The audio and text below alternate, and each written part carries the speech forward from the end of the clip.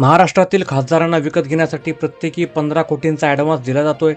नांदेड विमानतळावर अचानक एक चार्टर्ड विमान उतरतं आणि ऑपरेशनच्या नावाखाली 2 खासदारांना घेऊन उडून जातं.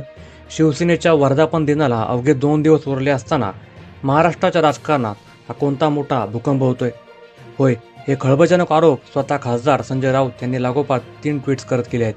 चर्चा अशी आहे की उद्धव ठाकरेंच्या शिवसेनेचे तब्बल 6 खासदार हे एकनाथ शिंदेंच्या शिवसेनेत प्रवेश करण्याच्या तयारीत आहेत. पण दुसरीकडे मीडियामध्ये चाललेल्या या बातम्यांवरून संजय राऊतांनी थेट भाजप आणि एकनाथ शिंदेंच्या शिवसेनेवर निशाणा साधलाय आणि याला डरपोक कोल्ह्यांची पळवापळवी असं म्हटलंय.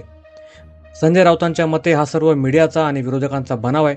राऊतांनी लिहिलंय की नाशिकचे खासदार राजाभाऊ वाजे हे खरं तर दिल्लीत उद्योग समितीच्या बैठकीला निघालेत, पण बातम्या काही वेगळ्याच रंगवल्या जात आहेत. तर हिंगोलीचे खासदार नागेश अष्टेकर यांनी थेट इशारा दिलाय की मी हिंगोलीतच आहे, पण हे लोक माझी खोटी सही देखील करू शकतात. राऊतांनी इशारा दिलाय की ठाकरे नावामुळे ज्यांची किंमत वाढली त्यांना जनता आणि शिवसैनिक यावेळी सोडणार नाहीत. एकीकडे 19 जून रोजी शिवसेनेचा वर्धापन दिन साजरा होतोय. दोन्ही सेना स्वतःला खरी शिवसेना सिद्ध करण्यासाठी शक्ती प्रदर्शन करणार आहेत. अशातच या 6 खासदारांच्या बंडाची बातमी ही निव्वळ अफवा आहे की पडद्यामागे खरोखरच कोणतं ऑपरेशन सुरू आहे? जर राऊतांचे आरोप खरे असतील तर हा पैसा आणि चार्टर्ड विमानाचा खेळ राजकारणाला कोणत्या वळणावर घेऊन जाणार? तुम्हाला काय वाटतं? हे 6 खासदार खरोखरच सोडून जाणार की हे केवळ अफवा आहे? कमेंट करून नक्की सांगा.